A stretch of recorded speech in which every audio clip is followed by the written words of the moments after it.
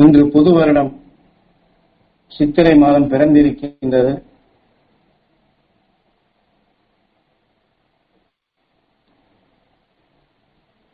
இன்றைய தினம் நமது ஞானகுரு காட்டிய அருள் வழியில் நாம் எல்லாம் சித்திரை கனி என்று ஞானிகளால் அன்று உணர்த்தப்பட்ட அந்த கனியின் தன்மையை நாம் அடையும் நிலையாக நாம் ஒவ்வொருவருமே அந்த நிலை பெற வேண்டும் என்று நம் தாய் தந்தையரை எண்ணி, குருவை எண்ணி, எல்லா மகரிஷிகளையும் எண்ணி மனிதன் முழுமை பெறும் அந்த நிலையை எல்லோரும் பெற வேண்டும் என்று நாம் எல்லோருக்காகவும் அந்த நிலை கிடைக்க வேண்டும் என்று நாம் பிரார்த்தித்து அந்த உணர்வோடு நாம் இன்று தியானிப்போம். பொதுவாக சித்திரை மாதம் என்றால் நமக்கு முன் சிலர் இந்த மாதத்திலே குழந்தைகள் பிறந்தால் அவன் ஓடுகாலியாக வருவான், குழந்தைகள் இந்த மாதத்திலே பிறக்கக்கூடாது, குடும்பத்திற்கு எல்லாம் ஆகாது என்றும் சொல்வார்கள். அதே சமயத்தில் சித்திரை மாதத்தில் ஏதாவது காரியங்கள் செய்தால் சிதறி போகும், நல்ல காரியங்கள் செய்யக்கூடாது என்றும் சொல்வார்கள். ஆனால் ஞானிகள் காட்டிய நிலைகள் அவ்வாறு அல்ல. அதாவது 12 ராசிகள் என்று குறிப்பிடுவார்கள். வருடந்தோறும் இந்த 12 மாதங்களிலுமே ஒவ்வொரு ராசியாக ஞானிகளால் மகரிஷிகளால் வெளிப்படுத்தப்பட்ட அருள் உணர்வுகளை அந்த ஒவ்வொரு மாதத்திலும் நமக்குள் ராசியாக்கும் நிலையாக சிறுக சிறுக அது வளர்த்து கொண்டே வந்தால் இந்த 12 ராசிகளும் முழுமை பெற்று ஞானிகள் சென்ற பாதையிலே எல்லோரும் மெய் வாழ்க்கை வாழ்ந்து விண்ணுலகம் செல்ல முடியும் என்பதற்குத்தான் 12 மாதங்களிலும் அந்த ஒவ்வொரு மாதத்திலும் ஒரு குறிப்பிட்ட நன்னாளை விழாவாக மக்கள் அனைவரையும் ஒன்றுபடுத்தி அந்த நாளில் அந்த மெய் உணர்வுகளை ஏகோபித்த நிலையில் எல்லோரும் பெரும்படி செய்து அவரவருக்குள் நல்ல உணர்வின் தன்மை உயர்ந்த சக்தியாக ஒவ்வொருவரும் வளர்த்து அந்த மாதத்தில் தன்னை அறியாது சேர்த்துக் கொண்ட இருளான நிலையிலிருந்து விடுபட்டு இப்படி ஒவ்வொரு மாதத்திலும் நல் உணர்வுகளை அனைவரையும் ஞாபகப்படுத்தி, அதாவது உயர்ந்த ஞானத்தை பெறும் நிலையாக, மகரிஷி நல்சக்தியை பெறும் நிலையாக நமக்கு ஞானிகளால் உணர்த்தப்பட்டது. அதைத்தான் ஞானகுரு அவர்கள் நமக்கு தெளிவாக இந்த 12 மாதங்களிலும் தபோவனத்தில் இதையெல்லாம் விழாவாக சிறப்பு உபதேசமாகவும் அன்றைய நாளுடைய சிறப்புகளை ஞானகுரு நமக்கு எடுத்து பதிவாக்கியுள்ளார்கள். ஆக ஞானகுரு சித்திரை மாதத்தை பற்றி நமக்கு உணர்த்திய நிலைகளை பார்ப்போம். சித்திரை என்றாலே சிறு திரை, அதாவது மனிதனுடைய வாழ்க்கையில் நல்லதைத்தான் நாம் எண்ணி ஒவ்வொரு நொடிப்பொழுதும் செயல்படுகின்றோம். சந்தர்ப்பவசத்திலே சிறு சிறு எதிர்மறையான உணர்வுகள் நம் மீது மோதுகின்றது அல்லது அதை நாம் சந்திக்க நேருகின்றது. அதிலே எத்தனையோ நாம் சலிப்பு படுகின்றோம், சங்கடப்படுகின்றோம், வேதனைப்படுகின்றோம், கோபப்படுகின்றோம், ஆத்திரப்படுகின்றோம். இவைகளையெல்லாம் நாம் அவ்வாறு விட்டுவிட்டால் அது அனைத்துமே சிறு சிறு திரைகளாக அமைந்து விடுகின்றது. நம்மிடம் ஏற்கனவே உள்ள நல்ல குணங்களை அது மறைக்க தொடங்குகின்றது. பின் நல்ல சிந்தனைகளும் நமக்குள் வருவதில்லை. ஆகவே தெளிந்த மனதுடன் எப்படி நாம் வாழ வேண்டும் என்பதற்குத்தான் அதை நினைவுபடுத்தி சித்திரை இப்படி சிறு சிறு திரைகளாக பிறிதொரு உணர்வு நல்ல குணங்களை மறைத்து விடுகிறது. அதை அந்த சிறு திரைகளை நாம் உடனுக்குடன் நீக்கி பழக வேண்டும். நமக்குள் நல்லதை மறைத்திடும் அந்த தீமைகளை அகற்ற பழக வேண்டும் என்று சித்திரை என்று காரண பெயரை வைத்து நமக்கு உணர்த்துகின்றார்கள். அதே போன்று இது புது வருடமாகவும் உணர்த்துகின்றார்கள். காரணம், அதற்கு முந்தைய பங்குனி கடைசியில் உத்தராயணம் பிறக்கின்றது. அதாவது உத்தராயணம் என்றால் நாம் புழுவில் இருந்து மனிதனாக வரப்படும் பொழுது ஆறாவது அறிவின் தன்மை கொண்டு தீமைகளை மாற்றி அமைத்து இந்த இயற்கையின் நிலைகளை, அதாவது மீண்டும் இன்னொரு உடல் பெறும் நிலைகளை மாற்றி ஒளியின் சுடராக, அறிவின் தன்மையாக, ஒளி சுடராக தனக்கு வேண்டியதை தனக்குள் சேமிக்கும் நிலை என்பதைத்தான் அந்த உத்தராயணம் பிறக்கக்கூடிய நிலைகளை இங்கே புது வருடம் என்று காட்டி அந்த திசை, அதாவது தட்சிணாயனம் என்றால் தென் திசை, உத்தராயணம் என்றால் வடக்கு திசை. நம்முடைய நினைவுகள் வடக்கு திசையை நோக்கி விண்ணிலை நினைவை செலுத்தி துருவ நட்சத்திரத்தின் உணர்வுகளை நமக்குள் பெருக்கி அந்த ஒளியான உணர்வுகளை நமக்குள் கனியாக்க வேண்டும். அந்த ஒளி நமக்குள் பிறக்க வேண்டும். இந்த வருடம் முழுவதுமே அந்த கனியின் தன்மையாக ஒளியான உணர்வுகளை நாம் சேமிக்க வேண்டும் என்பதை புது வருடம் பிறந்திருக்கின்றது என்பதை கொண்டாடும் நிலையாக வைக்கின்றார்கள். ஆனால் சித்திரை கனி என்று சொன்னாலும் ஒரு கனியின் தன்மையை எடுத்து பார்த்தால் அந்த கனிக்குள் தான் வித்து உள்ளது. அது மறைக்கப்பட்டுள்ளது. அதாவது மேல் ஓடாக சித்திரையாக அது மறைக்கப்பட்டுதான் உள்ளது. இப்படி ஒவ்வொன்றிலும் பார்த்தோம் என்றாலும், அதாவது நெல்லுக்குள் அரிசி மறைக்கப்பட்டுள்ளது. ஆனால் அந்த உமியை பிரித்து விட்டால் அந்த நெல்லை நாம் நிலத்திலே ஊண்டினால் முளைப்பதில்லை. ஆக எல்லா வித்திற்குமே மேலே ஒரு தோடு போன்று இருக்கின்றது. அந்த தோளுடன் ஊண்டினால் அவைகள் முளைக்கின்றது. ஆனால் தோலை பிரித்து விட்டால் அது முளைப்பதில்லை. ஆக புறத்திலே இதை வித்து என்று சொன்னாலும் மனிதனுக்குள் வரப்படும் பொழுது வினை என்று சொல்லுகிறோம். அந்த தீய வினைகள் நமக்குள் சேரும் பொழுதுதான் அது தீய விளைவுகளாக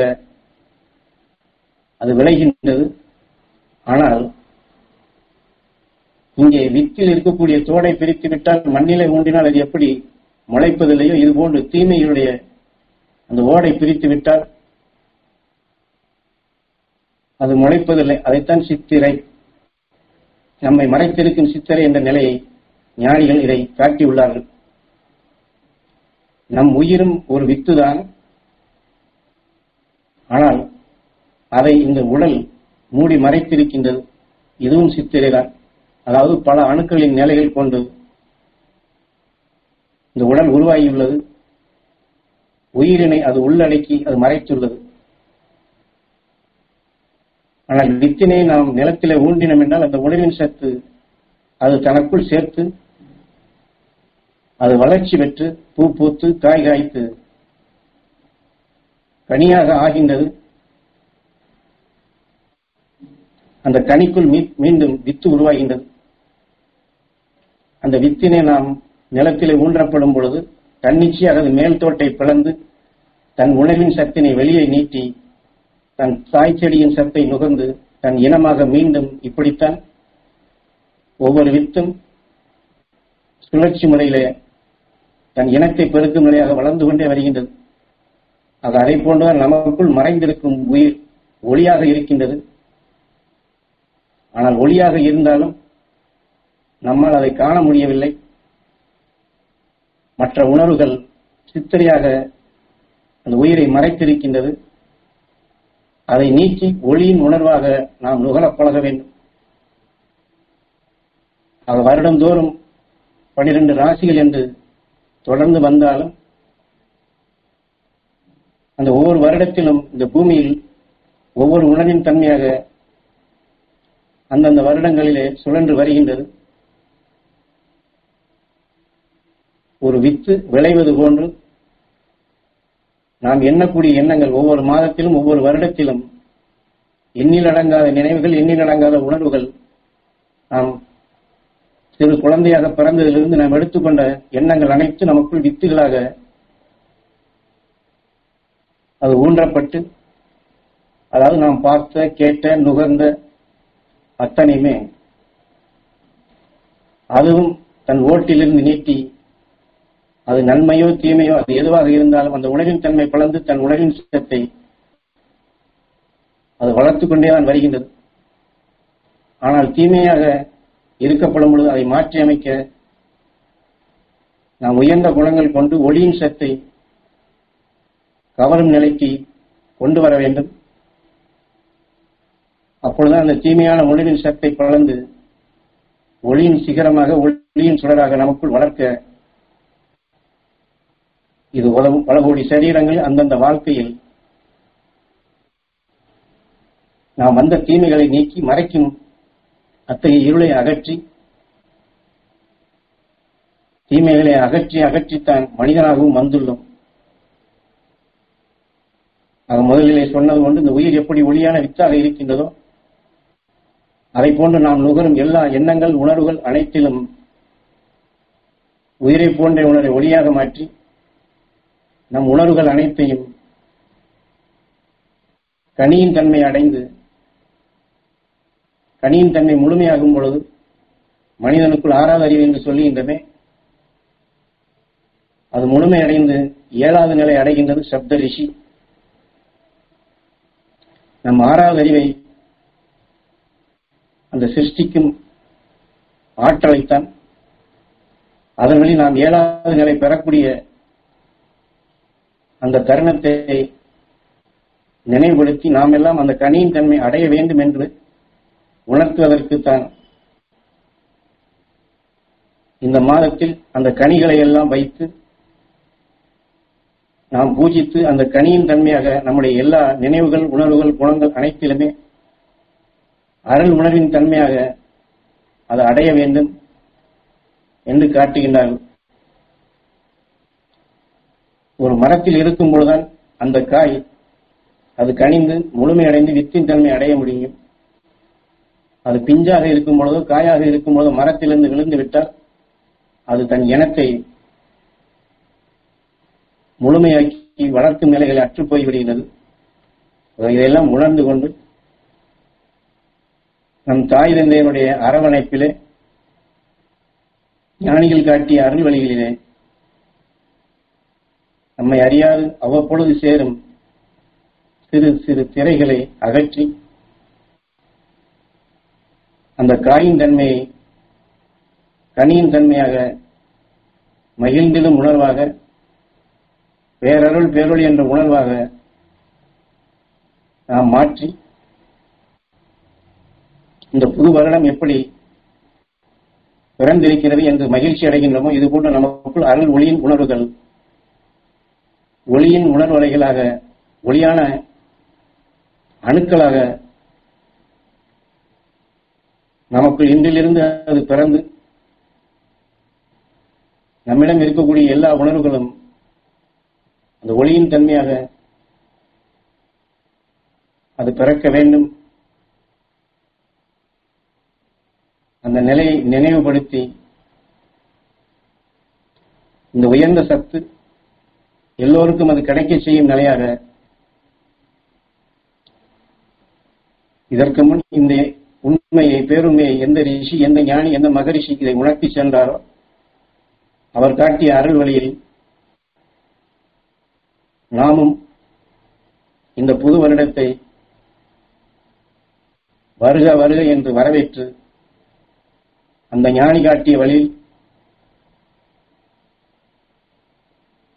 இன்று இருக்கக்கூடிய இந்த விஞ்ஞான உலகிலிருந்து நாம் அனைவரும் அந்த முழுமையின் நிலையாக நாம் அனைவரும் பெறுவோம், அனைவரையும் பெறச் செய்வோம் என்று ஒரு உறுதி எடுத்து நாம் தியானிப்போம்.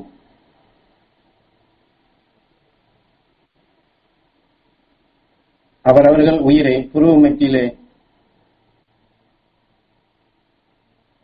நினைவு கொண்டு வந்து உணர்வின் ஒளியை எழுப்போம். ஓம் ஈஸ்வரா குருதேவா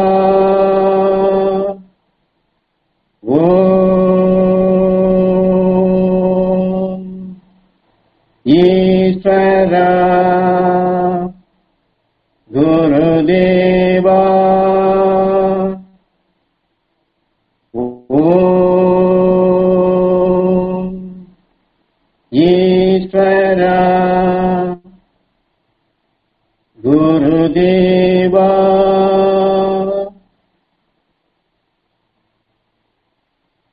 அவரவர்கள் தாய் தந்தையரை மனதில் நினைவு கொண்டு வந்து அவர்களை முதல் தெய்வங்களாக வணங்கி அகஸ்தியமா மகரிஷிகளின் அருள் சக்தியும் துருவ மகரிஷிகளின் அருள் சக்தியும் துருவ நட்சத்திரத்தின் பேரருளும் பேரொளியும் சப்தரிஷி மண்டலங்களின் பேரருளும் பேரொளியும் எங்கள் தாய் தந்தையர் பெற அருள்வாய் ஈஸ்வரா.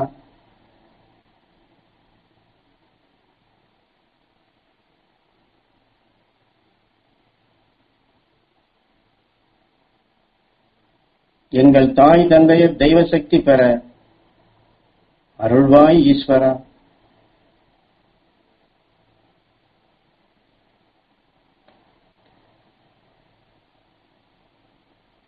எங்கள் தாய் தந்தையரின் அருளாசி நாங்கள் அனைவரும் பெற அருள்வாய் ஈஸ்வரா.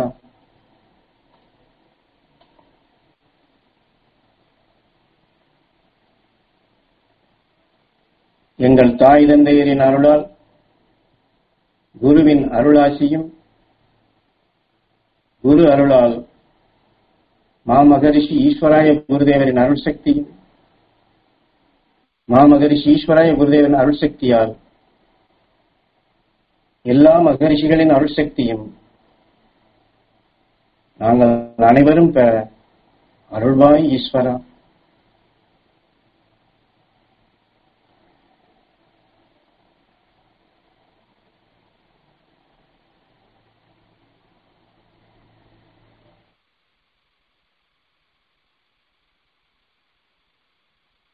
ஓம் ஈஸ்வரா குருதேவா.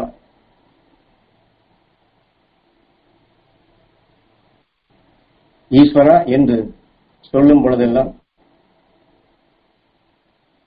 நம் நினைவு உயிரோடு ஒன்றி இருத்தல் வேண்டும். புருவ மத்தியிலே நினைவை செலுத்த வேண்டும்.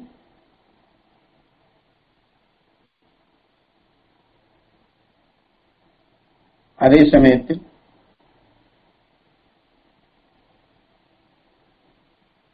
ஞானகுரு உபதேசித்த அருள் உணர்வுகளும் மாமகரிஷி ஈஸ்வராய குருதேவர் எல்லா மகரிஷியின் அருள்சக்திகளை பெற வழிகாட்டிய அந்த குருவின் உணர்வுகளையும் அதை குருவாக ஏற்று, என்றால் நமது உயிரே இந்த உடல் உறுப்புகளை உருவாக்கிய அனைத்திற்கும் குருவாக இருக்கின்றது.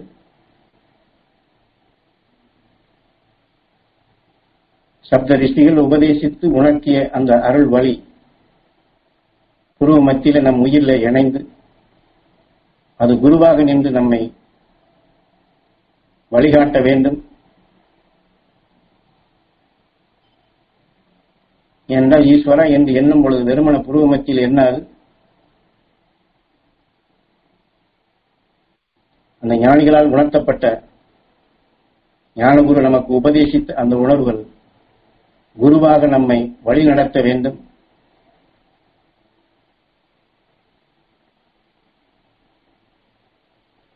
என்ற உணர்வோடு நாம்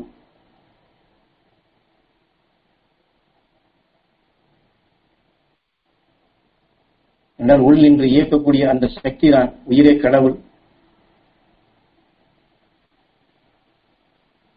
நமது உயிர் நெருப்புக்கு சமமானது. அதே சமயத்தில் அது எலக்ட்ரிக்காக இயங்குகின்றது. நுகரும் உணர்வுகளை எலக்ட்ரானிக்காக உணர்ச்சிகளாக மாற்றுகின்றது. உயிரான நெருப்பிலே மகரிஷிகள் ஞானிகள் வெளிப்படுத்திய அருள் உணர்வுகளை அந்த நெருப்பிலே நாம் போடப்படும் பொழுது அதனுடைய மனமாக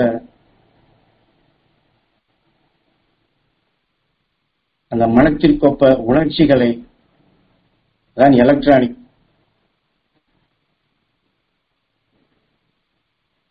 அந்த உணர்ச்சிகளாக நமக்குள் தூண்டப்பட்டு அந்த உணர்ச்சிகளே நம்மை ஆளத் தொடங்கும்.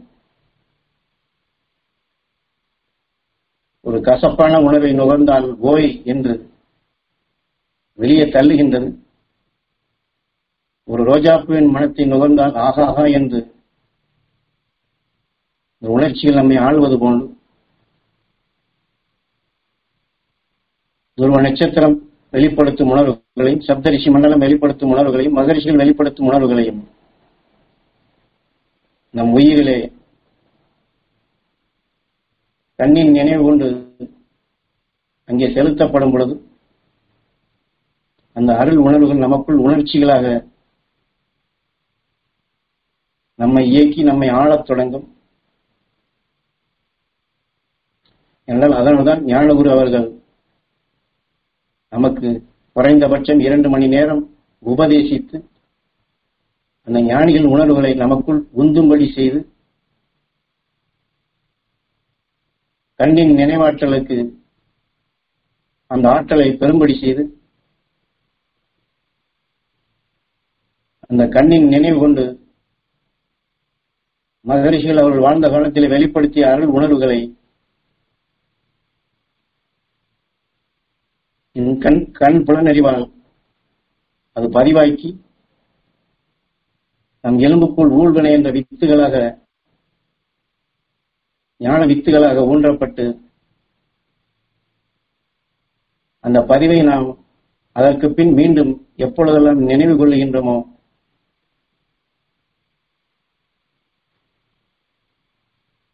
ஞானகுரு அடிக்கடி நமக்கு சொல்வது போன்று உங்களுக்கெல்லாம் அந்த துருவ நட்சத்திரத்தினுடைய சக்தி கிடைக்க வேண்டும் என்று சதா நான் தவம் இருக்கின்றேன், தியானம் இருக்கின்றேன், நீங்கள் எண்ணியவுடன் அந்த சக்தி கிடைக்க வேண்டும் என்று உங்களுக்காக நான் பாய்ச்சுகிறேன் என்று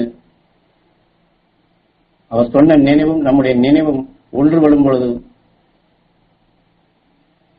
அந்த சக்தி பெற வேண்டும் என்று நாம் நினைக்கும் பொழுதெல்லாம், எண்ணும் பொழுதெல்லாம், ஈர்க்கும் பொழுதெல்லாம், சுவாசிக்கும் பொழுதெல்லாம், கவரும் பொழுதெல்லாம் நம் புருவ மத்தியிலே அந்த ஆற்றல் பெருகுகின்றது, அது ஜீவன் பெருகுகின்றது, நமக்குள் சக்தி வாய்ந்ததாக மாறுகின்றது. ஆக பதிவு இருந்தால்தான் அந்த சக்திகளை நாம் பெற முடியும். அது பதிவு செய்ய வேண்டியது மிகவும் முக்கியமானது. ஞானகுருவினுடைய உபதேசங்களை மீண்டும் மீண்டும் கேட்டு அதனால் நமக்குள் ஆழமாக பதிவாக்கப்படும் பொழுதுதான் நம்முடைய கண் புலனறிவுக்கு அந்த ஆண்டனா சக்தி என்று சொல்லக்கூடிய துருவ நட்சத்திரம் சப்தரிஷி மண்டலம் விண்ணிலே எங்கே சுழன்று கொண்டிருக்கிறதோ நம்முடைய நினைவுகள் அங்கே செல்லும். அந்த துருவ நட்சத்திரத்தோடு தொடர்பு கொள்ளும், சப்தரிஷி மண்டலங்களோடு தொடர்பு கொள்ளும், மகர்ஷிகளோடு தொடர்பு கொள்ளும்.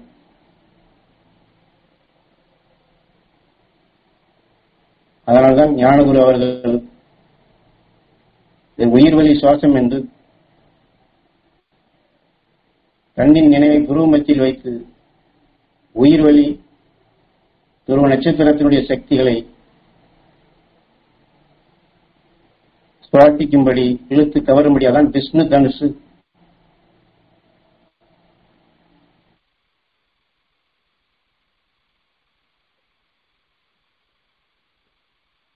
நம் நினைவுகளை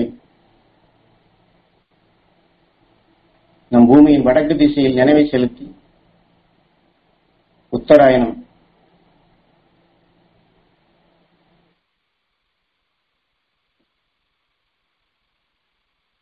அங்கே இருக்கக்கூடிய விண்ணிலே துருவ நட்சத்திரத்தின் நினைவை செலுத்தி, துருவ நட்சத்திரத்தின் பேரருளும் பேரொழியும் நாங்கள் பெற அருள்வாய் ஈஸ்வரா.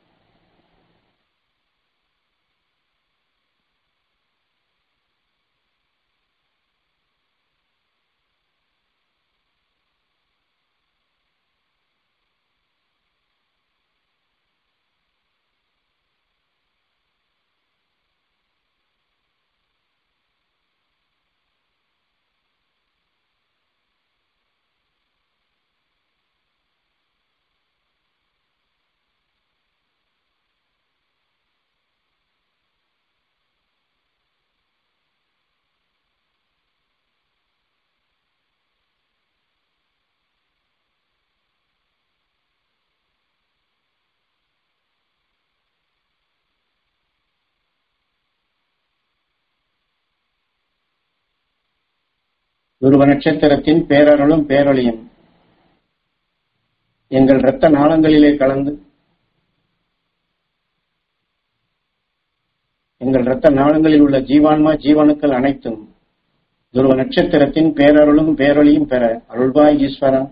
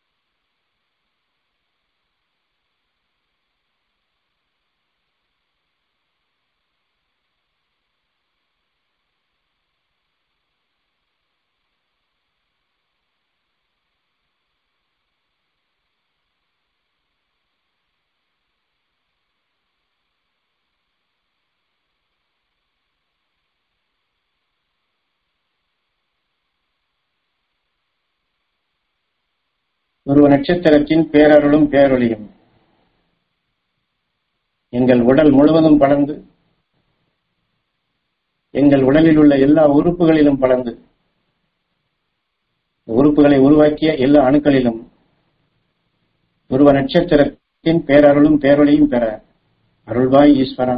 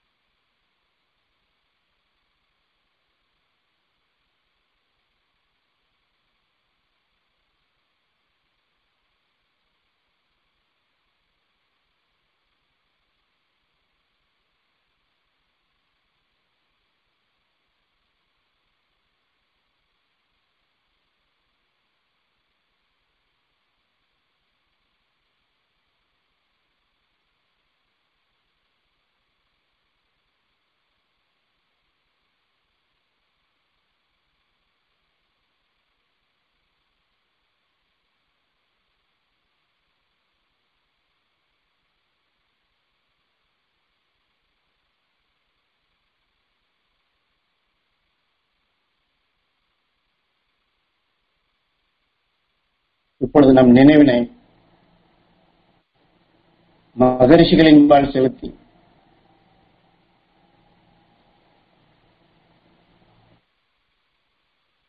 மகரிஷிகளின் அருள்சக்தி பெற வேண்டும் என்று ஏங்கி தியானிப்போம்.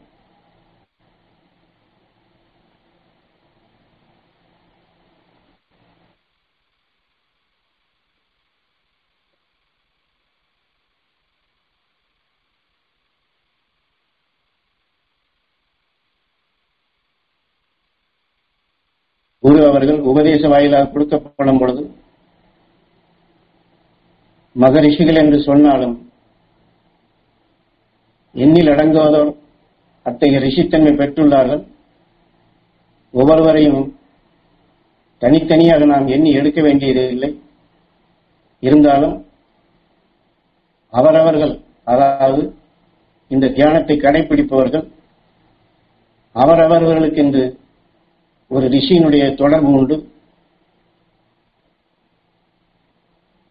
அந்த ரிஷியின் தொடர்பு கொண்டுதான் அவருக்குள் அந்த பேராற்றல்கள் வளர்கின்றன என்று அதையும் குறிப்பிட்டு இருக்கின்றார்கள். அதே சமயத்தில்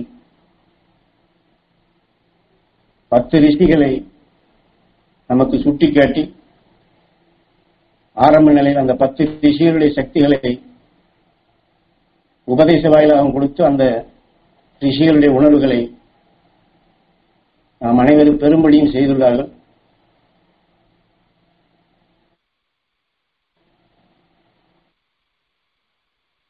ஞானகுருவை எண்ணி ஞானகுருவின் அருளால் அந்த அகஸ்தியமா மகரிஷிகளின் அருள்சக்தி எங்கள் இரத்த நாளங்களிலே கலந்து எங்கள் உடல் முழுவதும் படர்ந்து எங்கள் உடல் உறுப்புகளை உருவாக்கிய எல்லா அணுக்களிலும் அந்த அகஸ்தியமா மகரிஷிகளின் அருள்சக்தி பெற வேண்டும் ஈஸ்வரா என்று ஞானகுருவையும் அகஸ்தியமா மகரிஷியும் எண்ணி அந்த அகஸ்தியமா மகரிஷியினுடைய பேரருள் பேரொளி அகஸ்தியர் அவர் பூமியிலே வாழ்ந்த காலத்தில் தன்னுடைய வாழ்க்கையில் வந்த நஞ்சினை அகற்றி உணர்வுகள் அனைத்தையும் அவர் எவ்வாறு ஒளியாக மாற்றி விண் சென்றாரோ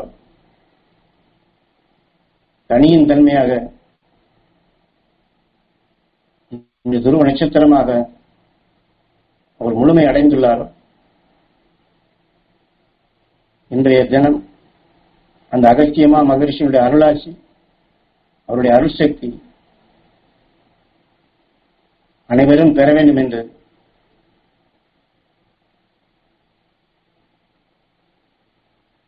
ஞானகுருவையும் அகஸ்தியமா மகரிஷியும் நினைவு கொண்டு வந்து அந்த சக்தி பெற வேண்டும் என்று நாம் ஏங்கி தியானிப்போம்.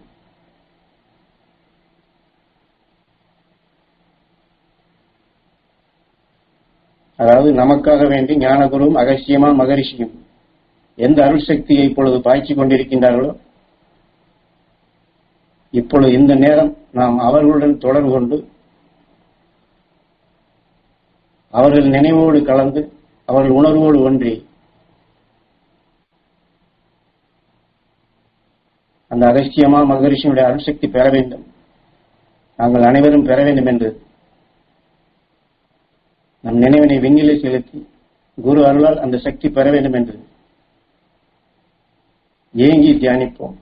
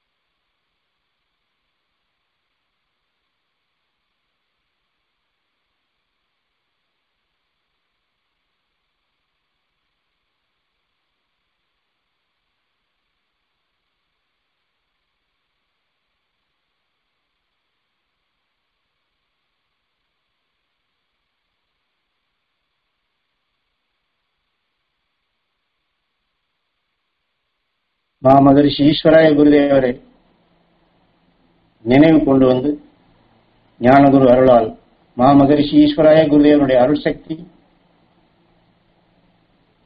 நாங்கள் அனைவரும் பெற அருள்வாய் ஈஸ்வரா. மகரிஷி ஈஸ்வராய குருதேவனுடைய அருள் சக்தி எங்கள் இரத்த நாளங்களிலே கலந்து எங்கள் உடல் முழுவதும் படர்ந்து எங்கள் உடல் உறுப்புகளை உருவாக்கிய எல்லா அணுக்களிலும் இந்த குருதேவரின் அருள் ஒளிகள் படர வேண்டும் ஈஸ்வரா.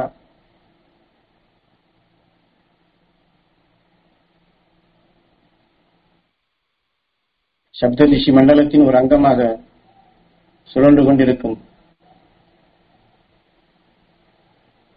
குருதேவரை நாம் தொடர்பு கொண்டு அவருடைய பேராற்றல் பெற வேண்டும்.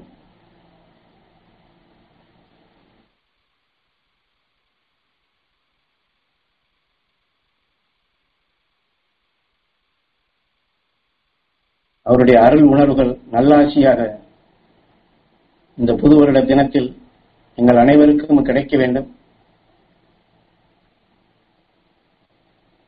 அவருடைய அருள் உணர்வுகள் எங்களுக்கு என்றென்றும் வழிகாட்டியாக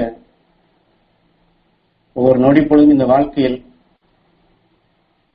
குரு அருள் திரு அருளாக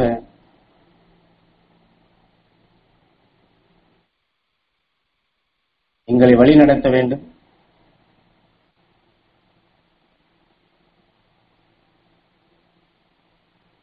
எங்களை அறியாது சேர்ந்த இன்னல்களிலிருந்து மீண்டிடும் சக்தியாக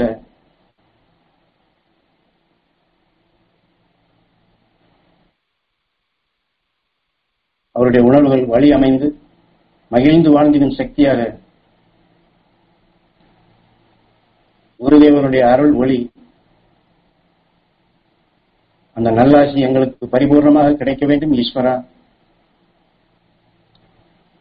ஞானகுரு அருளால் குருதேவருடன் தொடர்பு கொண்டு அவருடைய அருள் துணை என்றுமே எங்களுக்கு முழுமையாக கிடைக்க வேண்டும் என்று நம் உயிரான ஈசனை வேண்டி ஏங்கி தியானிப்போம்.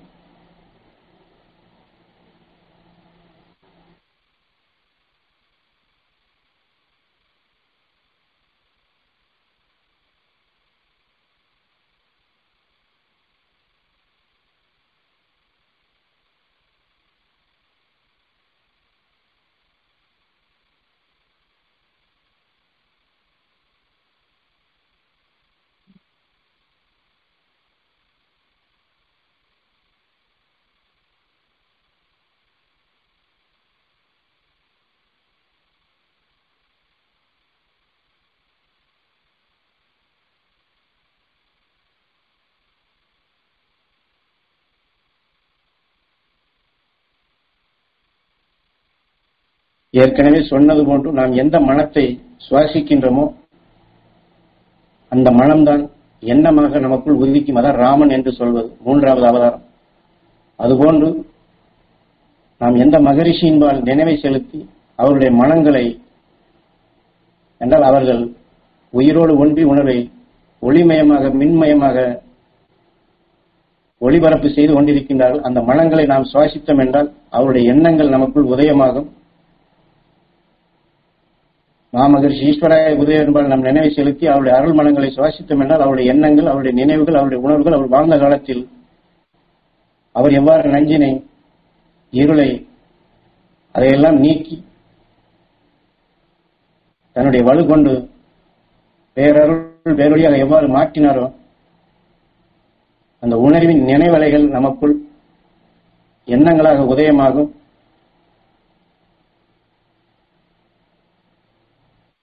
அதற்குத்தான் நாம் அவருடன் தொடர்பு கொள்ள வேண்டும் என்று சொல்வது. அவர்கள் பால் நினைவை செலுத்தப்படும் பொழுது என்னால் இது நாம் நமது ஞானகுரு பதிவு செய்த நிலைகள் கொண்டுதான் எண்ணுகின்றோம்.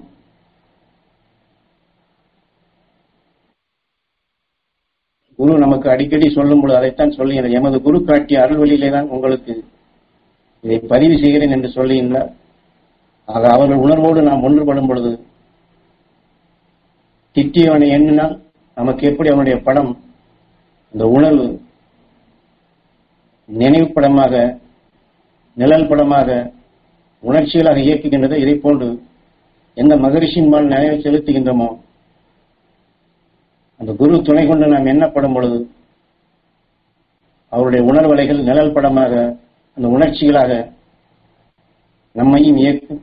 அந்த மகரிஷிகளுடன் நாம் தொடர்பு கொள்ள முடியும், மகரிஷிகளுடன் நாம் பேச முடியும்.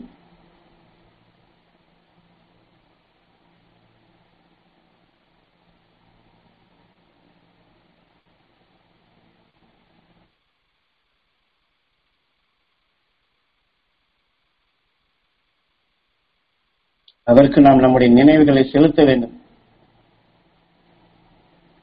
எனக்கு இடைஞ்சல் செய்தான் என்று எப்படி நாம் இந்த இடைஞ்சல் செய்தவன்பால் நினைவை எப்படி செலுத்துகின்றோமோ இதே போன்றுதான் இந்த விண்ணிலை சப்த ரிஷி மண்டலத்தின் அங்கமாக இருக்கக்கூடிய அந்த ரிஷியினுடைய அருள் பெற வேண்டும் என்று அங்கே செலுத்தினால்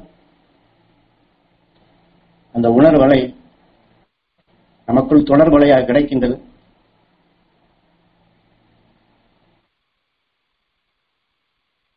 இது சிறு சிறு பழகிக் கொண்டால்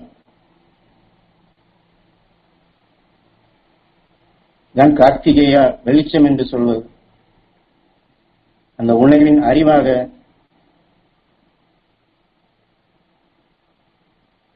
இந்த உணர்வுகள் நம்மை இயக்கும்.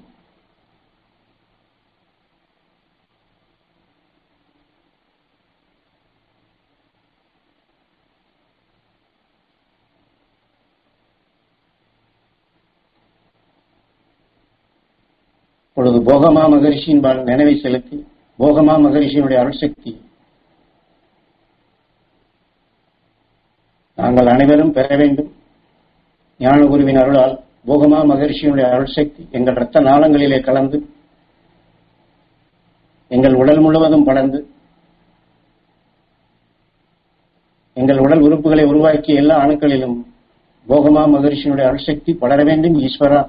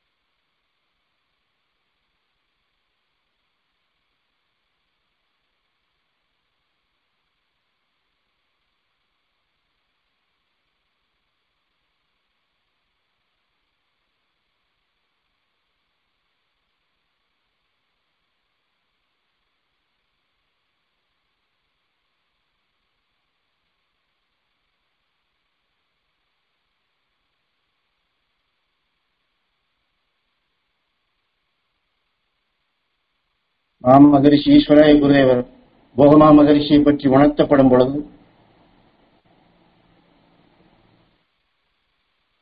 அனைவரும் போகமா மகரிஷியை போன்று வளர வேண்டும் என்று குறிப்பிடுவார்கள். காரணம், அவர் மக்களிடையே அதிக ஈர்ப்பு ஓட்டத்திலே சுழன்றவர். மக்களை எல்லாம் மகிழ வைத்து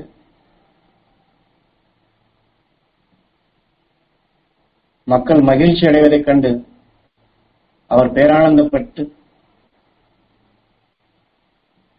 அந்த மகிழ்ச்சியூட்டும் உணர்வுகளைத்தான் அவர் வளர்த்துக் கொண்டே வந்தார்.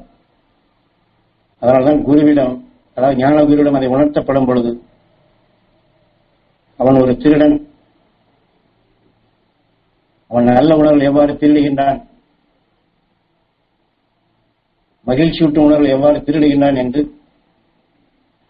திருடன் என்ற ஒரு வார்த்தையை சொல்லி நாம் திருடுவது எதுவாக இருக்க வேண்டும் என்று நமது குருவிற்கும் அவ்வாறு உபதேசித்துள்ளார்.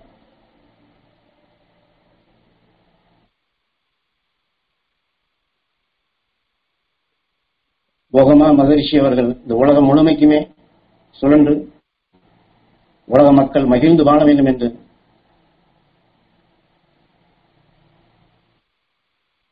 அவர் இந்த பூமியிலே சுழன்ற காலங்களில் இந்த உணர்வலைகளை அதிகமாக பரப்பியவர்.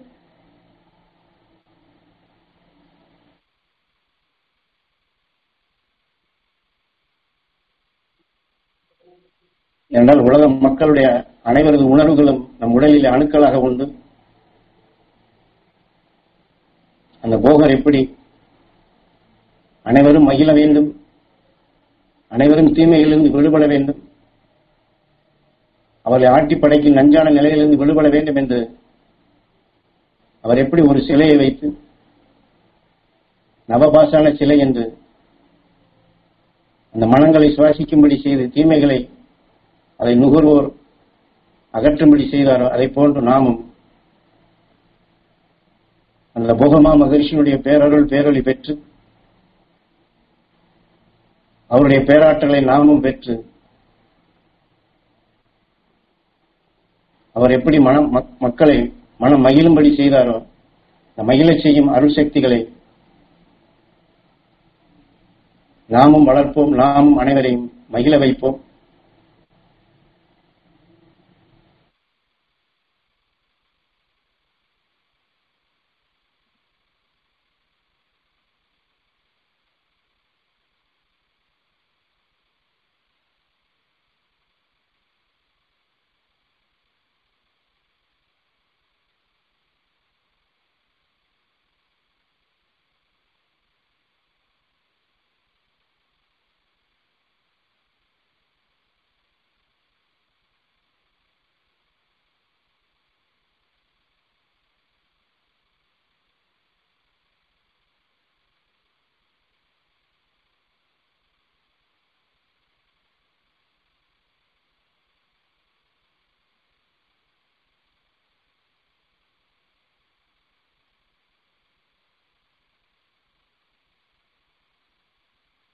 ஞான குருவின் அருளால் வான்மீகி மா மகரிஷியினுடைய அருள் சக்தி நாங்கள் அனைவரும் பெற அருள்வாய் ஈஸ்வரா.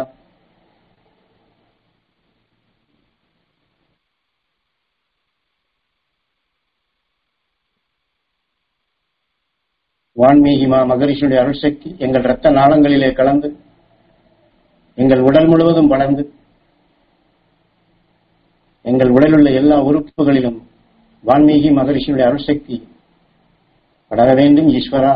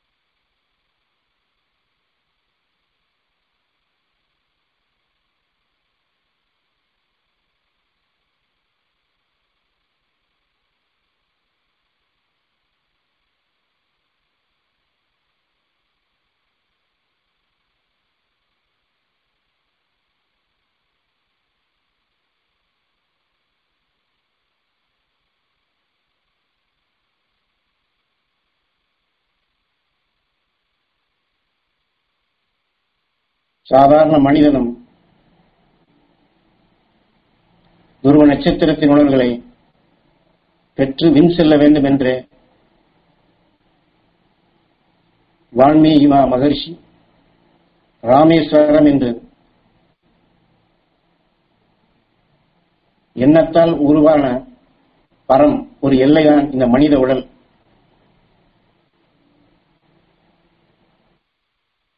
கோடிக்கரை, பல கோடி சரீரங்களில் கடைசியாக, அதாவது இந்த மனித உடலுக்கு பின் மனிதன் அதற்கடுத்து உயர்ந்த நிலை அடைய வேண்டும், கீழான நிலைகளுக்கு செல்லக்கூடாது என்பதை கோடிக்கரை என்று நேரமாகிவிட்டது. இந்த உடலிலே வாழக்கூடிய இந்த குறுகிய காலத்தில்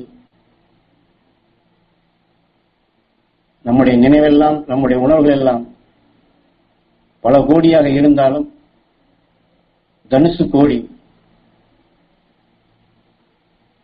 அது எல்லாவற்றையும், ஒவ்வொரு நினைவும் ஒவ்வொரு உணர்வும் ஒவ்வொரு திசையில் சென்றாலும் தனுசு கோடி அது எல்லாவற்றையும் துருவ நட்சத்திரத்தின்பால் செலுத்தி எண்ணில் அடங்காத உணர்வுகளை துருவ நட்சத்திரம் எப்படி ஒளி சுடராக மாற்றி இந்த விண்ணிலே சுழன்று கொண்டுள்ளதோ, குறிப்பாக அகஸ்தியன் அவன் வாழ்ந்த காலத்தில் 27 நட்சத்திரங்களுடைய ஒளி கற்றைகளை முகந்து, என்றால் துருவ நட்சத்திரம் என்பது 27 நட்சத்திரத்தினுடைய சேர்ந்த ஒரு துகள். ஆனால் ஒன்றுக்கொன்று எதிர்மறையானதான நட்சத்திரங்கள். ஆனால் அதை அனைத்தையுமே ஒன்றாக அரவணைத்து 27ஐயும் ஏகமாக ஒன்றாக்கியதான் துருவ நட்சத்திரம். இந்த ரகசியத்தை ராமேஸ்வரத்திலே 27 கிணறுகளாக வால்மீகி காட்டி, அந்த 27 நட்சத்திரங்களுடைய சக்திகளை நம் உயிரான்மாவிலே, அதாவது நம் வாழும் காலத்திலே இந்த உடலிலே விளைய வைத்து உயிரோடு ஒன்றப்படும் பொழுது உடல் பெறும் நிலைகளை மாற்றி அமைக்கின்றது, ராமலிங்கம் ஆகின்றது. இதைத்தான் ராமேஸ்வரத்திலே மனிதனுடைய, அதாவது மனிதனுக்கு தேவையான பொக்கிஷங்கள் உண்டு என்று அவர் உணர்த்தி, அந்த திசையிலே துருவ நட்சத்திரத்தை எளிதாக உற்று நோக்கி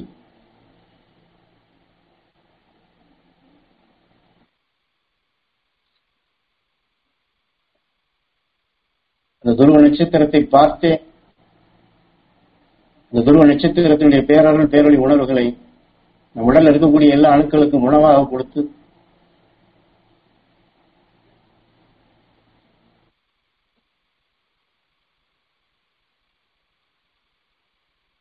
அந்த வான்மீகிக்கு ஆரம்பத்திலே அவருடைய சந்தர்ப்பம் பறவை வீழ்த்தும் பொழுது துருவ நட்சத்திரத்தினுடைய அணு அவனுக்கு எப்படி சுவாசத்தில் கிடைத்து அவனுக்கு இந்த ஞானம் கிடைத்ததோ, வானை நோக்கி ஏகும் பொழுது அவன் இந்த உண்மையை உணர்ந்தானோ, அதை போன்று எல்லோருக்குமே அந்த துருவ நட்சத்திரத்தினுடைய ஆற்றல் கிடைக்க வேண்டும் என்று ராமேஸ்வரமாக அதை காட்டினார். ஞானகுரு அருளால் அந்த வால்மீகி மகரிஷியினுடைய அருள் சக்தி எல்லோருக்கும் கிடைக்க வேண்டும் என்று அந்த துருவ நட்சத்திரத்தை உற்று நோக்கி இந்த பேரருள் பேரொளியை வளர்த்து நாம் அனைவரும் ராமலிங்கமாக, பேரருள் பேரொளியாக நாம் அனைவரும் உரு பெறுவோம் என்று, எல்லோருக்கும் அந்த சக்தி கிடைக்க வேண்டும் என்று நாம் தியானிப்போம்.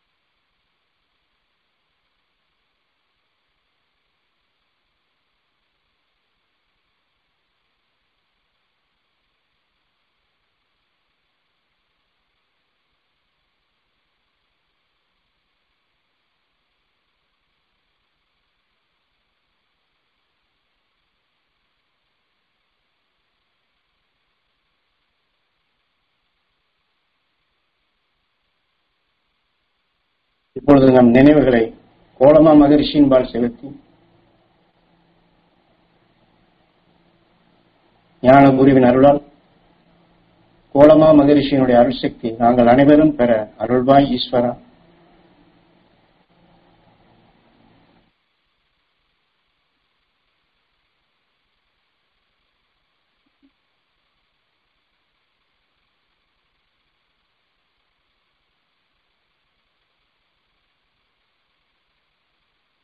கோலமா மகரிஷியினுடைய அருளால் ஆதிசங்கருடைய அருள் சக்தி நாங்கள் அனைவரும் பெற அருள்வாய் ஈஸ்வரா. நினைவுகள் அனைத்தையும் ஆதிசங்கரர்பால் செலுத்தி ஆதிசங்கரின் பேரருள் பேரொளி எங்கள் இரத்த நாளங்களிலே கலந்து எங்கள் உடல் முழுவதும் படர்ந்து எங்கள் உடலில் இருக்கக்கூடிய எல்லா உறுப்புகளிலும் அந்த ஆதிசங்கரின் பேரருள் பேரொளி படர்ந்திட அருள்வாய் ஈஸ்வரா.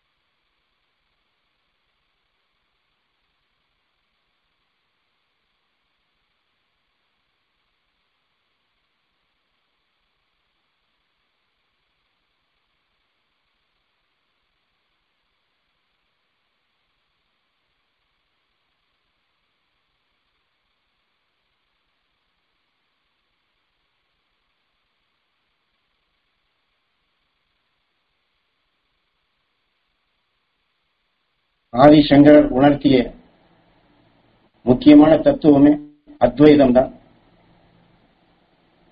இந்த இயற்கையினுடைய இயக்கமே சிவசக்தி சிவசக்தி விநாயகா என்ற நிலையில் கண்ணுக்கு புலப்படாத சக்தி கண்ணுக்கு புலப்படக்கூடிய சக்திகளாக உருப்பெற்று அதிலே பல கோடி கோடி நிலைகள் உருவாகி அதில் மீண்டும் அந்த சக்திகள் பெருகி இப்படித்தான் ஆதிசக்தியினுடைய ஆற்றல்கள் வளர்ந்து கொண்டே வருகின்றது. ஆதிசங்கர் உணர்த்திய அவர் வலியுறுத்திய தத்துவம் அத்வைதம். அதாவது நாம் பார்ப்பது தெய்வ சிலை, ஆனால் அவரவர்கள் அந்த சிலையை எவ்வாறு நினைவை செலுத்தி எண்ணுகின்றார்களோ அதற்கொத்த சக்தி தான் அவருக்குள் இணைகின்றது.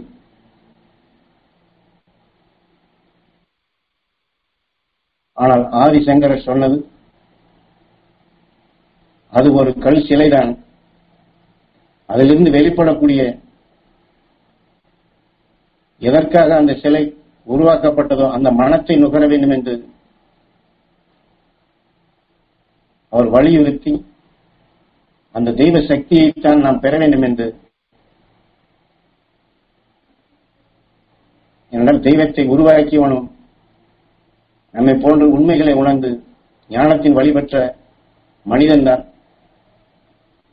ஆனால் நாம் குரு சொன்னது போன்று கல்லை கடவுளாக்கிவிட்டோம், நம் மனதை கல்லாக்கிவிட்டோம் என்று சொல்வது போன்று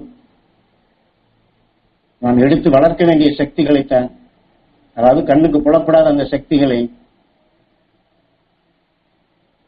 அந்த பேர் உண்மைகளை, அதைத்தான் அவர் தத்துவமாக அத்வைதம் என்று சுட்டிக்காட்டி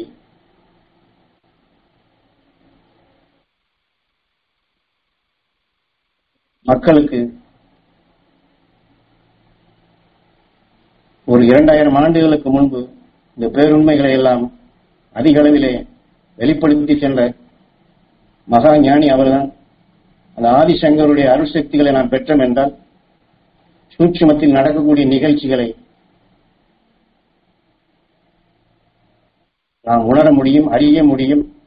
நாம் சில நேரம் நினைப்போம், என்ன நடக்கிறது என்று எனக்கு தெரியவில்லை, என் உடலுக்குள் என்ன செய்கிறது என்று தெரியவில்லை, இதற்கு என்ன செய்வது என்று தெரியவில்லை, என் கண்ணுக்கு ஒன்றும் புரியவில்லை என்று சொல்லுகின்றன. அந்த கண்ணுக்கு புலப்படாத சக்திகளை அனைத்தையுமே, அதாவது மறைந்துள்ள சக்திகளை, மறைந்த இயக்கத்தின் உண்மை நிலைகளை, அந்த மறைக்கப்பட்ட உண்மைகளை நாம் அனைவரும் அறிவதற்காக ஞானகுரு அருளால் அந்த ஆதிசங்கருடைய அருள் சக்தி பெற வேண்டும். அவர் வழிகாட்டிய அந்த அத்வைதம் என்ற தத்துவப்படி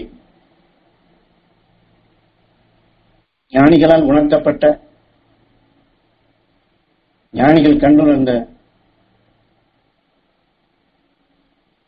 அணுவின் இயக்கத்தையும் அண்ட சராசரத்தின் இயக்கத்தையும் ஆதிசக்தியினுடைய இயக்கத்தையும்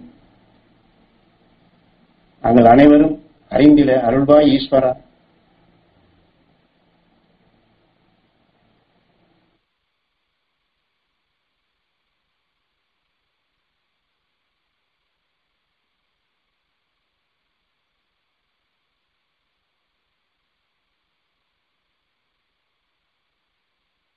நம்முடைய நினைவுகள் அனைத்தும் ஆதிசங்கரர்பால் தொடர்பு கொண்டு அவர் கண்டுணர்ந்த, அவர் உணர்த்திய பேருண்மைகள் அனைத்தும் நாங்கள் அனைவரும் பெற அருள்வாய் ஈஸ்வரா என்று நான் ஏங்கி தியானிப்போம்.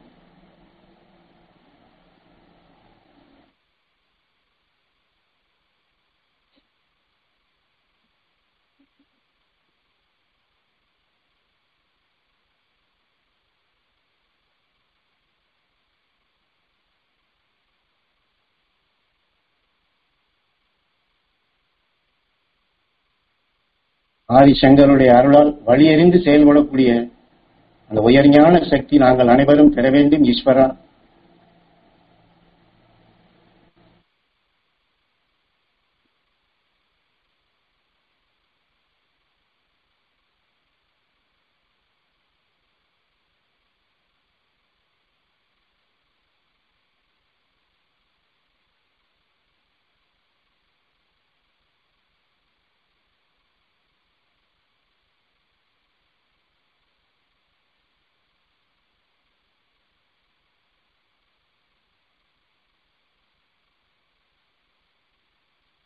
ஆதிசங்கரன் அவர் வாழ்ந்த காலத்தில் அந்த துவைதவாதிகள் அவருக்கு ஏவல் செய்து வயிற்று வலியை உருவாக்கினாலும், அதற்காக நீ விநாயகனை வணங்கி நீ பூஜை செய்ய வேண்டும் என்று அவர்கள் கட்டாயப்படுத்தினாலும், இதுவல்ல ஆண்டவனை வணங்கும் முறை, எனக்குள் உயிரான ஈசன் இருக்கின்றான், அவன் நெருப்பு, அந்த நெருப்பிலே நான் உயர்ந்த உணர்வுகளை அதில் சமைத்து நீ ஏவல் செய்த வயிற்று வலியை என்னால் நீக்க முடியும் என்று இந்த உயிரின் துணை கொண்டு உயர்ந்த உணர்வுகளை அவருக்குள் சமைத்து அதை விளைய வைத்து அந்த உயிரின் துணை கொண்டு இதை மாற்றி அமைக்க முடியும் என்று செயல்படுத்தினார். அதை போன்று நாமும் நம் உயிரான ஈசனின் அந்த வெப்ப சக்தியை பயன்படுத்தி பேரருள் பேரொளி உணர்வுகளை அவர் காட்டிய வழியிலே நுகர்ந்து இந்த வாழ்க்கையில் நம்மை அறியாது சேர்ந்த தீய வினைகளால் விளைந்த, சாப வினைகளால் விளைந்த, பாவ வினைகளால் விளைந்த, பூர்வ ஜென்ம வினைகளால் விளைந்த சர்வ தோஷங்களையும், சர்வ நோய்களையும், சர்வ தீமைகளையும் அந்த ஆதிசங்கர் எவ்வாறு தனக்குள் விளைந்த அந்த தீமையை அகற்றினாரோ, அதை மாற்றி அமைத்தாரோ, அதை போன்று ஆதிசங்கருடைய அருளால் அந்த அருள் வழியினை நாமும் பெற்று நாமும் தீய வினைகளை, சாப வினைகளை, பாவ வினைகளை, பூர்வ ஜென்ம வினைகளை அகற்றுவோம். நம் உயிரான ஈசனின் துணை கொண்டு ஆதிசங்கரர் காட்டிய அந்த அத்வைதம் என்ற தத்துவப்படி ஞானகுரு அருளால் ஆதிசங்கருடைய பேரருள் பேரொளி நாங்கள் அனைவரும் பெற்று உயிர்வழி அருள் உணர்வுகளை இந்த உடலை உருவாக்கிய அணுக்களுக்கு உயர்ந்த சக்திகளை பேரருள் பெறும் உணர்வுகளை உணவாக கொடுத்து என்றென்றும் மகிழ்ந்து வாழ அருள் வாழ்க்கை வாழ்ந்திட அருள்வாய் ஈஸ்வரா.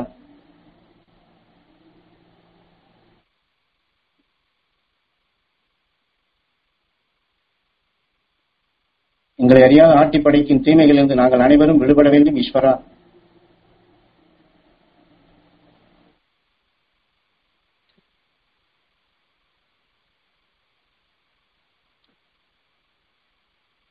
இந்த காட்டிலே மறைந்துள்ள அருள் மகரிஷிகளின் உணர்வுகள் அனைத்தும் நாங்கள் பெற வேண்டும் ஈஸ்வரா. என்றால் மாமகரிஷி ஈஸ்வரா குருதேவர் இந்த காற்று மண்டலமே சாக்கடையாக இருக்கின்றது. இருந்தாலும் இதற்குள் தான் மகரிஷிகள் உணர்வுகளும் மறைந்துள்ளது.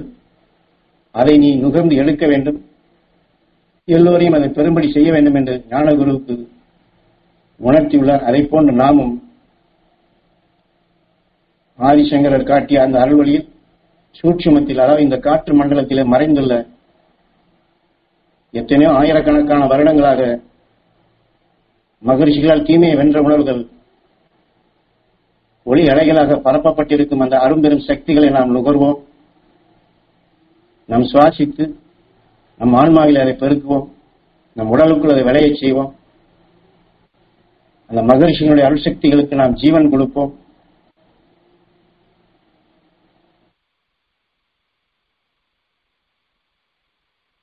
ஞானகுரு அருளால் எல்லா மகரிஷிகளுடைய அருள் சக்தி நாங்கள் அனைவரும் பெற அருள்வாய் ஈஸ்வரா.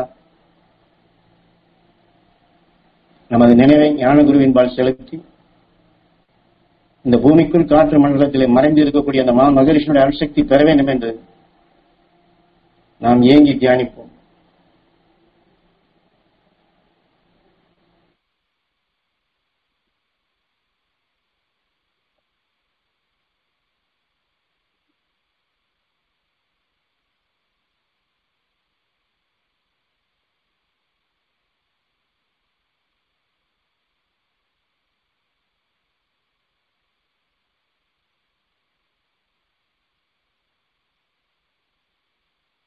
இந்த தியானத்தில் கலந்து கொண்டிருக்கும் அனைவரும் அனைவரது உடல்களிலும் அனைவரது குடும்பத்தார் உடல்களிலும் மகரிஷியினுடைய அருள்சக்தி படர்ந்திட அருள்வாய் ஈஸ்வரா.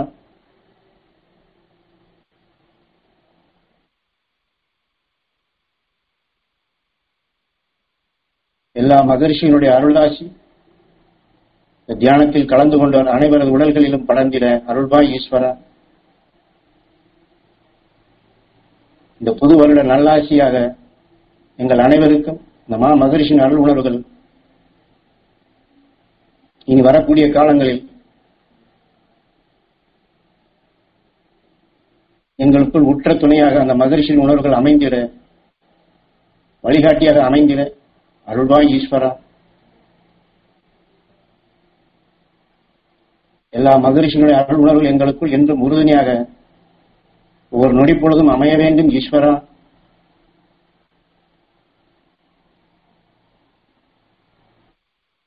நாங்கள் அமர்ந்து தியானம் செய்யும் எங்கள் இல்லம் முழுவதும் தரைகளிலும் சுவர்களிலும் இந்த மகரிஷியின் அருள் உணர்வுகள் படர்ந்து அந்த இல்லத்தில் வசிப்போர் அனைவரும், இந்த இல்லத்திற்கு வருகை புரிவோர் அனைவரும், இல்லத்தை நினைப்போர் அனைவரும் மகரிஷியினுடைய அருள்சக்தி எல்லோருக்கும் கிடைத்து எல்லோரும் அருள் வழி வாழ்ந்து அருள் வாழ்க்கை வாழ்ந்து சித்திரை கனி என்று எந்த ஞானி, எந்த ரிஷி, மனிதன் அதற்கு அடுத்த நிலை தெய்வ நிலையாக ரிஷித்தன்மை பெற வேண்டும் என்று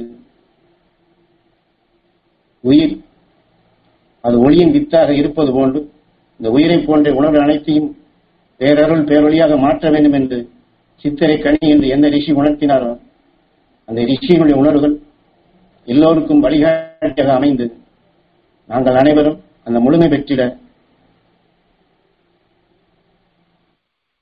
உயிரை போன்றே பேரருள் பேரொழியாக உருவாகிற அருள்வாய் ஈஸ்வரா,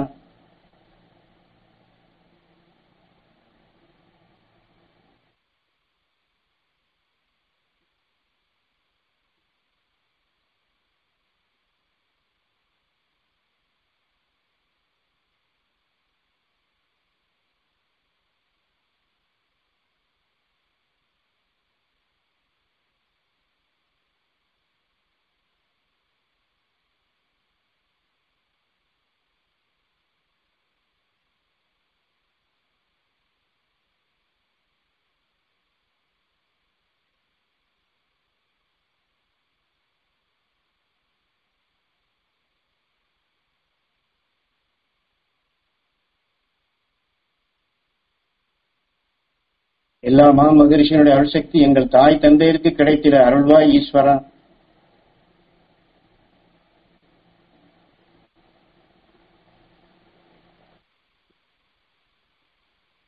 திருமணமானவர்கள் கணவன் மனைவி எண்ணி, மனைவி கணவனை எண்ணி,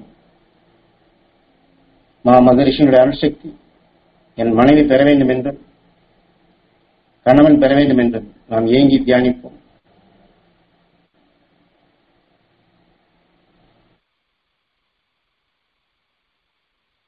மகரிஷியுடைய உணர்வுகள் உற்ற துணையாக வழிகாட்டியாக அமைய வேண்டும் என்று நாம் ஒருவருக்கொருவர் பாய்ச்சுவோம்.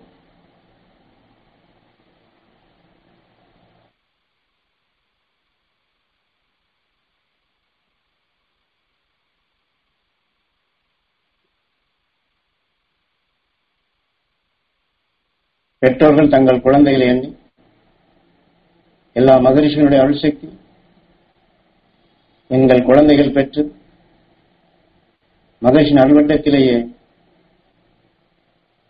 எங்கள் குழந்தைகள் வாழ்ந்து வளர்ந்து அழியான குழந்தையாக தெய்வீக சக்தி பெற்று தெய்வீக வாழ்க்கை வாழ்ந்திட அருள்வாய் ஈஸ்வரா. அவர்கள் அனைவரும் உலகை காட்டிலும் உத்தம ஞானிகளாக வளர்ந்திட வாழ்ந்திட அந்த மகரிஷியுடைய அருள் உணர்வுகள் ஒவ்வொரு நொடி பொழுதும் அவர்களுக்கு உறுதுணையாக இருக்க வேண்டும் ஈஸ்வரா.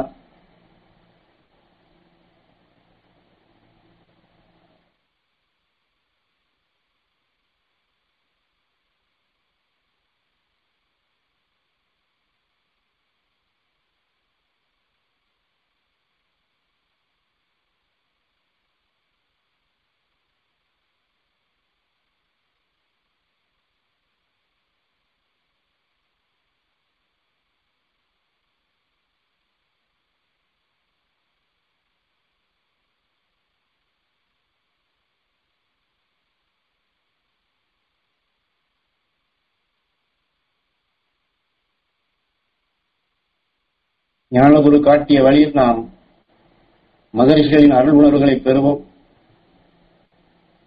மகரிஷிகளின் அருள் துணை கொண்டு வழிகாட்டியாக நாம் அமைப்போம். அந்த மகரிஷிகளின் அருள் உணர்வு ஒவ்வொரு உயிராத்மாவும் பெற வேண்டும் என்று நாம் தியானிப்போம், தவம் இருப்போம்.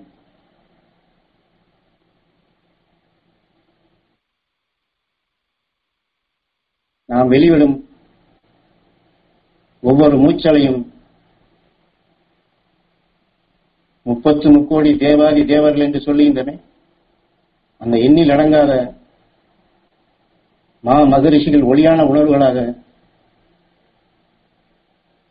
நம்முடைய மூச்சலைகளாக மகரிஷி உணர்வு கலந்ததாக இந்த மூச்சலைகள் படர வேண்டும். அப்படிப்பட்ட மூச்சலைகளாக நாம் படரச் செய்வோம் இந்த பூமி முழுவதும்.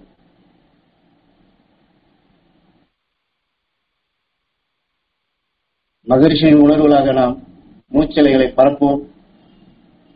இந்த பூமி முழுவதும் பரவச் செய்வோம். நாம் பார்க்கும் அனைவரையும் அந்த மகரிஷி நற்சக்திகளை பெறச் செய்வோம். நம்முடைய மூச்சு மகரிஷியின் உணர்வு கலந்ததாக அது அமையட்டும். ஏனென்றால் எந்த மூச்சை வெளிவிடுகின்றோமோ அதைத்தான் நாம் கவர முடியும்.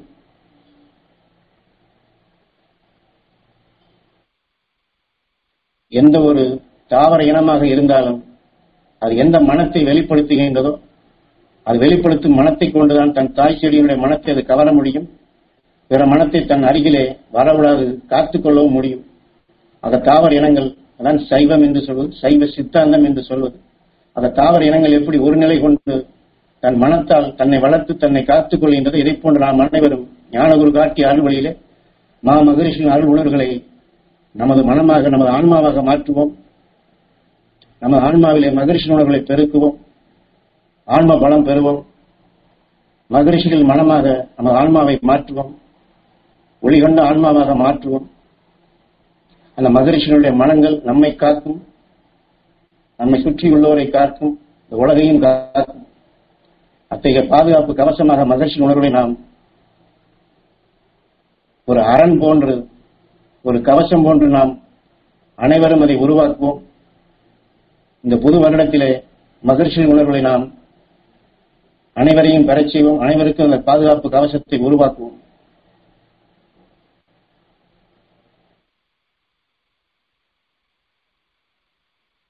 எங்கு சென்றாலும் எந்த நிலையில் இருந்தாலும் அந்த மகரிஷி உணர்வுகள்,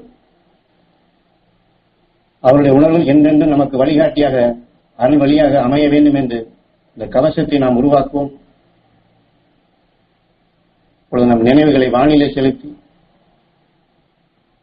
அகஸ்தியமா மகரிஷின் அருசக்தியும், துருவ மகரிஷிகளின் அருசக்தியும், துருவ நட்சத்திரத்தின் பேரருளும் பேரொழியும், சப்தரிஷி மண்டலங்களின் பேரருளும் பேரொழியும், இந்த பூமி, இந்த வான் முழுவதும் படர்ந்து நல்ல மழை மேகங்கள் ஒன்று கூடி அருள் மழையாக பொழிந்து இந்த பூமி முழுவதும் உள்ள ஏரி குளங்கள் அனைத்து நிரம்பி தாவர இனங்கள் அகசியின் வாழ்ந்த காலத்தில் உருப்பெற்ற அருள் தாவர இனங்களாக வளர்ந்திட,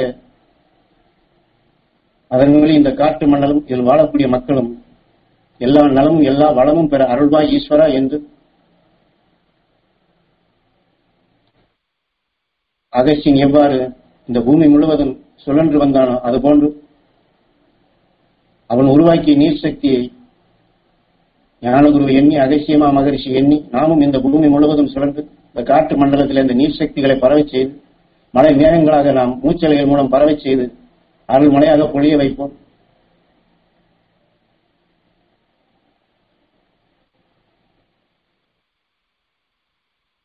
இந்த பூமியை செழிக்கச் செய்வோம்.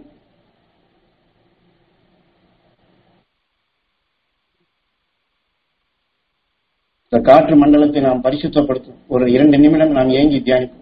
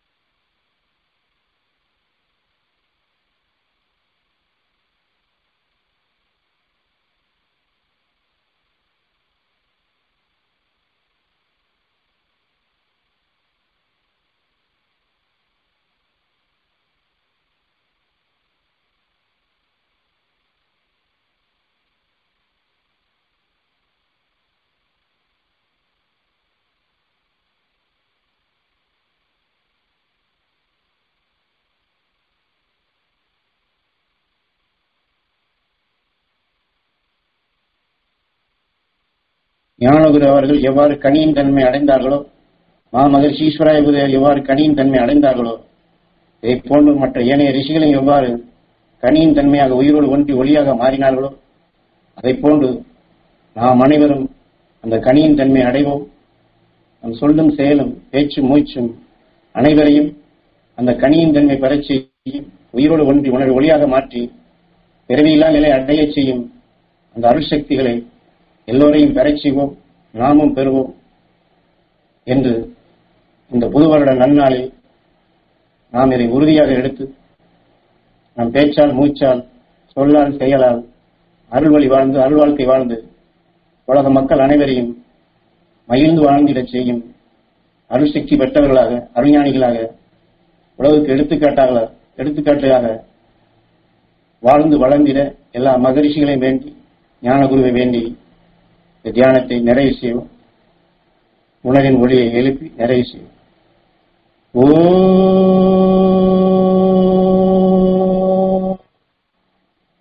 ஈஸ்வரா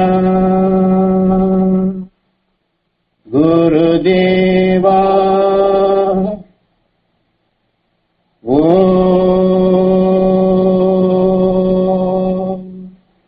ஈஸ்வரா குருதேவா ஓ